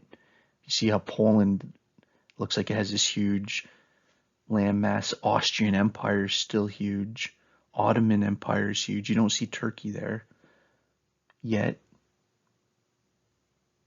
I'm not going to say the Ottomans and the Turks are the same because that's historically not. It's a complicated thing to say. Right? Because you get into these, whenever you're talking about this stuff, you get into this complicated thing of like, are you talking about the population group of people? Or are you talking about the geography of the land? Because sometimes there were people that weren't Franks in France. Here's like a really maybe I hope you'll find an interesting example that's like directly related to me. So I like grew up most of my life until I was like probably 30, thinking that my family's background was Scottish, right? And it is to a degree because it's. The mainland name is from, there's a mainland region in the Orkney Islands, in the island of Skye. I've never been there, but I said this like super quiet as if my dad was here, but we're planning a surprise trip, me and my brother, and then it's a surprise for my dad, and then my cousin Dave, and then it's a surprise for his dad, Alan, who's like my dad's brother. This is all getting orchestrated by my mom, but we're going to go there. And so, yeah, I'll be eventually on this channel. We'll be coming live from the Skye Islands. How dope will that be? This channel is just for you students. Like, I don't know. If you think it's fun, I'll keep doing it. I originally was using it just for the links. Anyways, okay, Mike, can you get any more off topic? Why was I talking about the Sky Islands? Oh yeah, because I wanted to make this point that like, then my grandma does some like, because my grandma's like really into genealogy and like kind of family trees, and finds out that like actually that Sky area, and this is gonna be really interesting, so I'm gonna be like really interested in seeing if I can find any local history of this when we go there. Apparently, like the Vikings were controlling areas of the north part of that area where my family was from, right? So it's like genetically, I might be more like Norwegian, but geographically, the family was in Scotland, what you'd call Scotland, right? So just that's where it's like when you're talking about the Ottomans, you're talking about the Turks. The Turks were a group of people. The Austrian Turks were like, so it depends. Are you talking about when they're fighting this group, or were you talking about their own internal conflicts? Because it's like calling the Protestant and the Catholic Irish are the same when they're fighting against one group, but when they're together, they view themselves as very different. And it's like, and that's just some random thing to bring up in a devastating, never-ending, seemingly conflict in Ireland between like this whole like IRA stuff. And it's like, my heart bleeds for the Irish people over that, because it's brother against brother. I don't have a side in that. I don't know, pray for it to stop. The revolutions of, okay, so I already said all this slide. I'll go to the next one. So I want you to think about this, right? So if you saw the Human Origins presentation yet, that's on the site already too. Okay, again, now the lights out. It's like, oh man, could my forehead be any more shiny? But again, it's like, this is like how you have to. Consciousness of self is the greatest hindrance to all physical action. Okay. So you see there the Neander Valley. That's a Bruce Lee quote, by the way. The Neander Valley, see where it says Neander? So it's like the first word you see sort of in the middle added to the map. And the reason I'm bringing attention to that is Neander Valley, Neanderthal. You can see where the name comes from, right? That they find this skull that isn't a human skull. It's just not a human skull. It's like the jaw. So the jawbone's hugely important. That's the skull cavity is hugely important, because obviously that's probably the most important because it says so much about the brain. But with any skeletal situation, like the jaw tells so much. So that if you have like the jaw, and if you, like they found very intact Neanderthal, right? Like so much so that they have the Neanderthal genome mapped, DNA mapped, right? And if you saw the Human Origins video yet, you saw I did a whole video on Neanderthal DNA, because I think it's interesting, right? It's like, that's pretty good proof. Someone's like, I don't believe this. It's like, okay, but do you not believe in,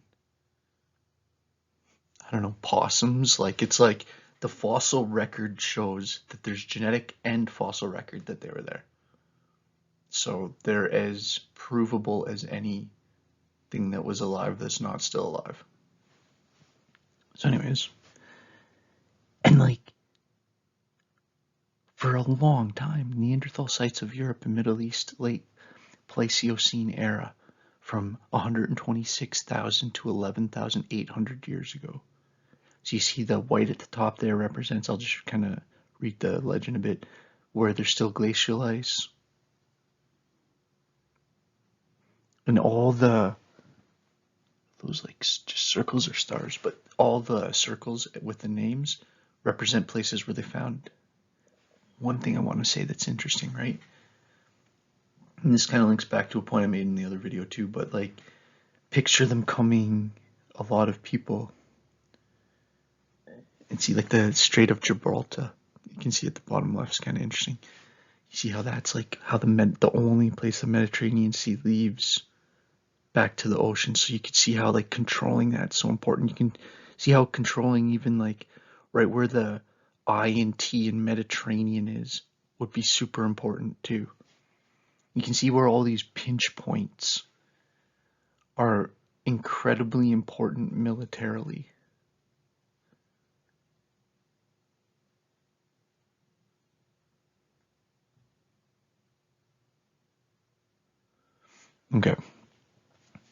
Okay, so the point I was going to make, though, is that they're not coming from there, though. So they're coming up from Africa and coming across, like I'm talking about early Homo sapiens. So let's say the Neanderthals basically beat our ancestors to Europe, but then what you notice is our evidence for them starts to become, as it gets more close to now, more and more to that, to the west, like towards the Atlantic Ocean, which would suggest that they were kind of forced there, or pushed there.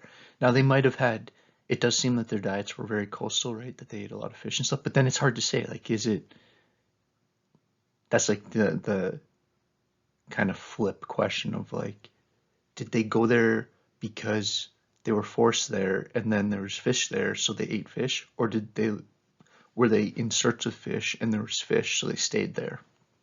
And it's like, I can't tell you that. No one can tell you that yet.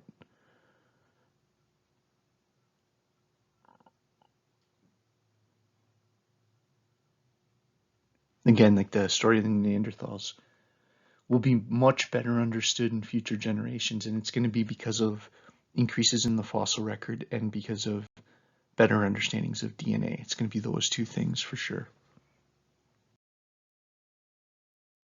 Survival of the most loving, not the fittest. It's interesting. It's so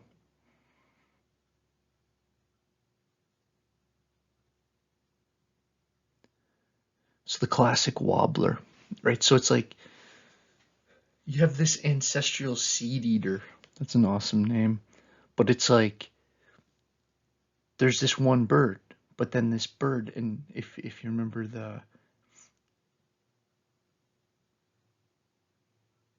I forget which week, I think it was in one of the early weeks in the developmental psych course, and I had you watch that video on evolution and on the specifics of natural selection, because I think this is something that people like get wrong a lot, because basically think of the word, and I just want to try to explain it like real simply and in a way that like, I know that you're all smart people, but I want to do this in a way that like, it's just an easy way you could say it to someone else. It's like, obviously the word natural and nature are the same, right? It's just a different ending on the word. So it's just saying that nature selects certain things over other things. So if there's an environment where everything's really, really, really, really hot and there's not a lot of water, you could say that that nature or that environment selects for creatures that can do well with not a lot of water. And there's all these different types of selection pressures, right? And then whoever's most fitted to that situation, not fitness in the sense of like running ability necessarily, although that could be the case, right? Because if you're a prey animal, speed might very well be a selection issue, but it also might not be. Camouflage might be the issue. Ability to go a long time without water. Ability to behave in a way that's going to get reciprocal interaction from mom to enable feeding. Being able to latch. Like being able to breastfeed if we're talking about a mammal. So like all these things are survival selection pressures. Right? And then of course the other selection pressure that Darwin wrote a ton about but no one ever brings up is sexual selection. Right, that there's these two main selective pressures, that there's pressures based on the environment and pressures based on the fact that there's a choice element on what members of the species reproduce together. Sexual selection is just as powerful, and it's much more difficult and awkward. Which is why a lot of teachers focus a lot on natural selection. But again, even if you just focus on natural selection, I think it's so interesting because you really get to this point of just like, the world is tough. And because there's a diversity in how offspring are born, some of those offspring are going to be better suited to the unique challenges of the uniquely tough situation. It's not the strongest of the species that survives, nor the most intelligent, but the one that's most responsive to change. The one, well, sometimes, right? The one that can adapt.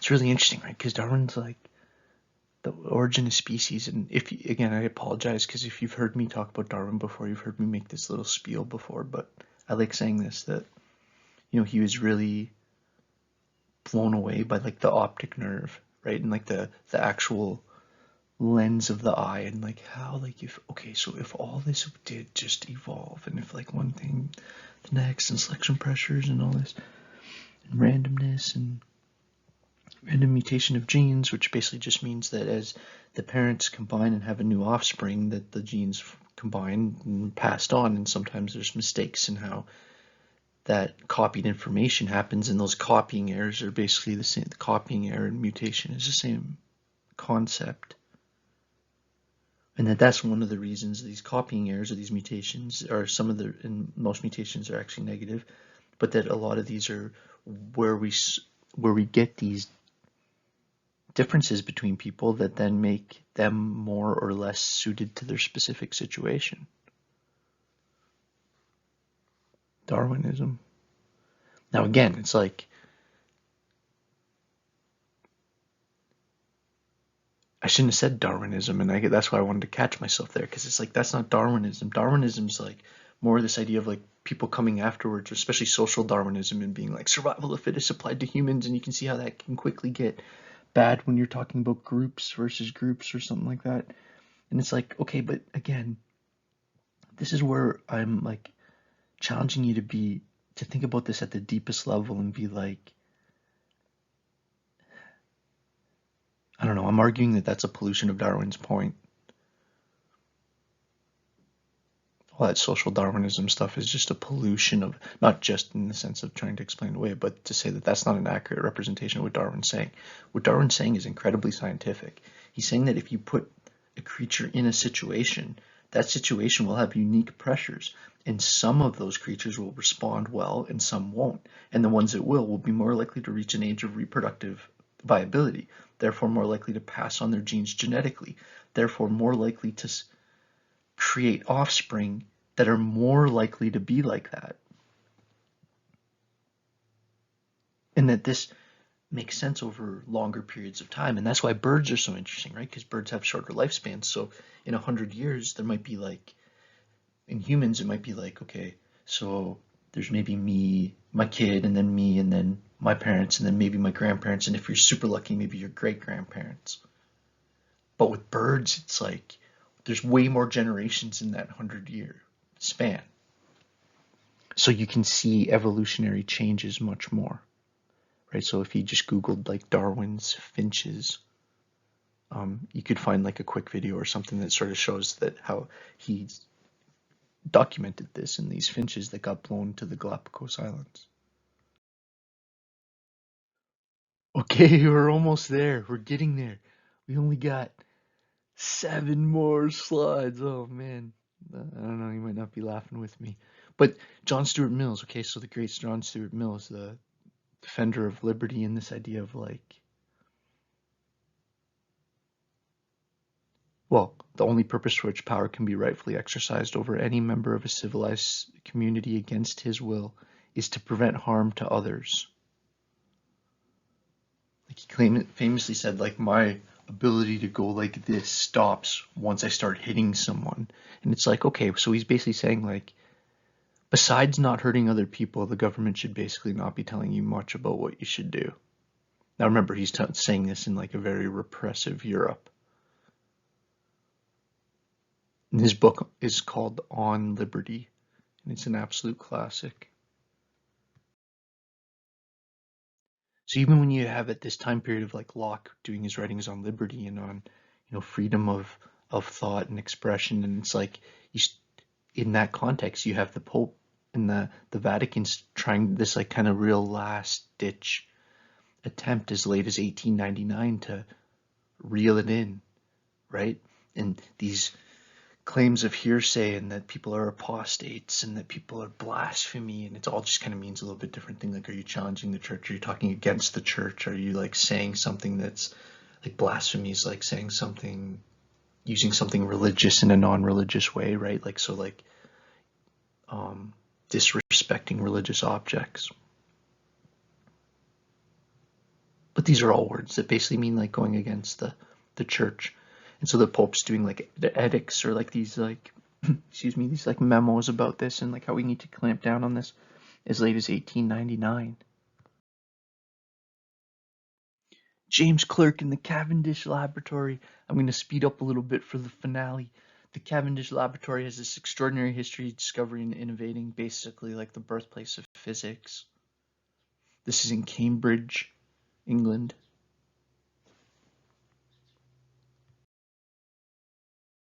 This is another bucket list place for me. The University of Cambridge, Collegiate Public Research Institute in Cambridge, England, founded in 1209 and given the royal charter status by King Henry III in 1231. I don't know why I said two. Cambridge is the second oldest university in the English-speaking world, right? I think Oxford's the only older one, and the fourth oldest. Because I think Bologna and Paris are older. Here's another one that's kind of hard to, how do you put this in, right? Like Pasteur, and like it's like he definitely demands to be onto this list. He did things that affect your life day to day, whether it's you not getting rabies or whether it's you enjoying a nice cold beer after a long day. It's like he did a lot to help understand, or vaccinations, right? He did a lot to understand this idea of microbial fermentation, or like how to like, well, how to make beer or how to make things alcoholize or ferment. He did, or just this idea of like drinking safe milk, which is like probably the thing he's most famous for, right? You even say like pasteurized milk. He's remembered for his remarkable breakthroughs in understanding things like the causes and prevention of diseases, and his discoveries have saved countless lives.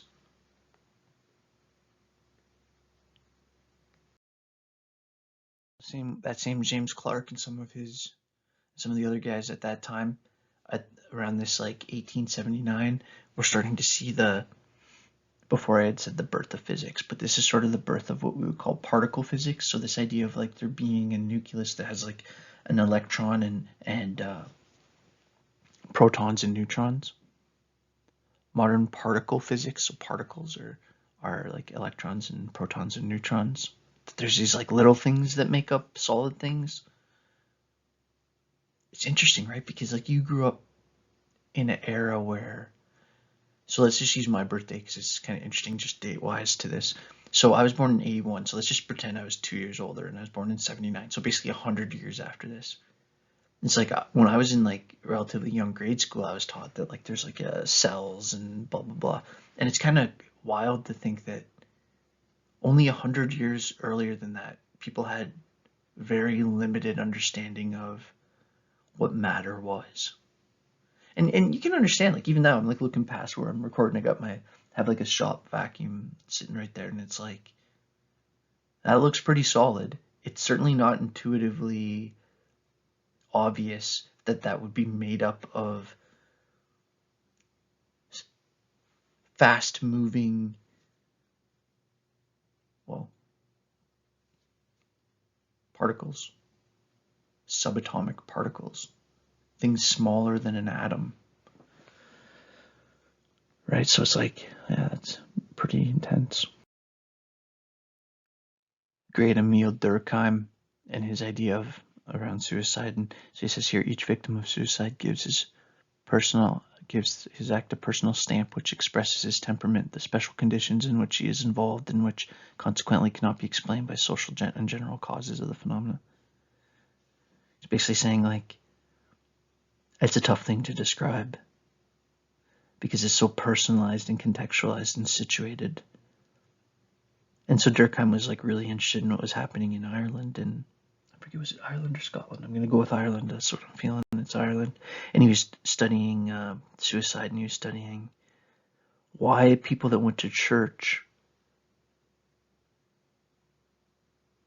did it less. And then he started to notice that like it didn't necessarily matter what denomination or type of church. What mattered was like this social connection, and this, that people, when they get depressed and isolated is the key word, that they can get this sense of what he called anime, which is like the same pronunciation as the word like anime, like the Japanese animation, but this one is spelled Anome,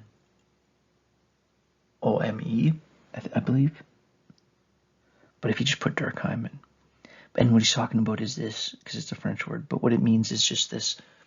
He almost made up a word for a specific combination of emotion of like a hopeless, depressed,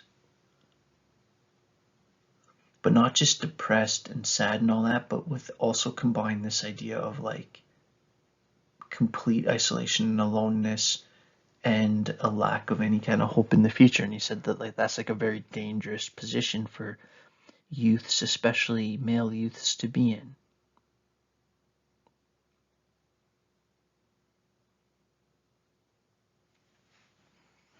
And I'll say all youths, but again,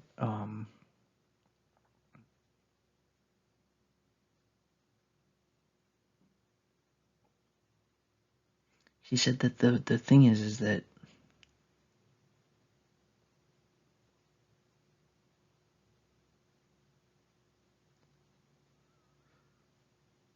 there's a warrior inside of you that is genetic and that has helped your ancestors survive in times of extreme challenge and in times of extreme social ill, when things don't make sense and when people can't find their way. That spirit can turn towards self.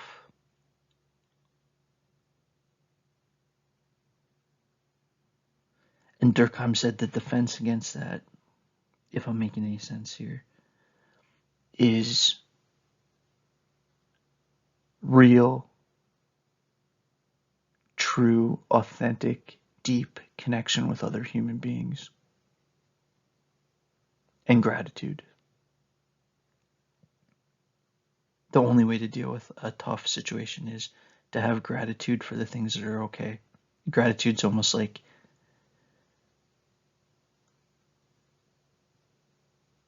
what am I trying to say? It's the psychological martial arts against bitterness. I guess that's a weird thing to say, but I think I believe that. Oh, my dear friends, the presentation that seemed like it would never end is on its last slide. Slide 51 of part 2. And part 1 had like, okay, I can lose the voice. Part 1 had like almost 40 slides too. This is like, oh man. But I hope we establish some foundation here. 1899 AD, the great Sigmund Freud writes the interpretation of dreams, basically signified or referenced by a lot of people as the birth of psychology as a field. The interpretation of dreams is, well, Freud's book in which he introduces the idea of the unconscious.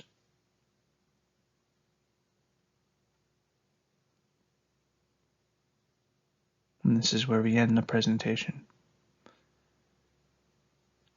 I'll just finish that thought. The unconscious with respect to dream interpretation, and discusses what will later become the Oedipus complex, like discusses the theoretical foundations. But just to back up, we started this presentation with this idea of humans finding fire.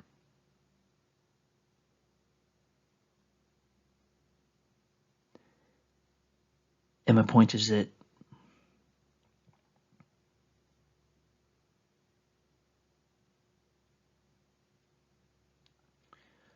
Freud introduced this idea that there's an unconscious and a lot of trauma and a lot of pain and a lot of things that we would be concerned about if we actually wanted to try to help people heal their mental health,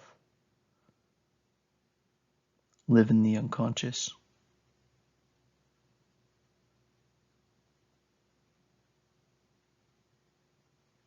See you next presentation. I love you guys and girls. Amazing group. This is like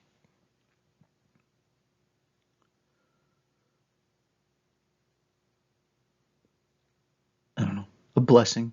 I hope that you enjoy the class. Cheers.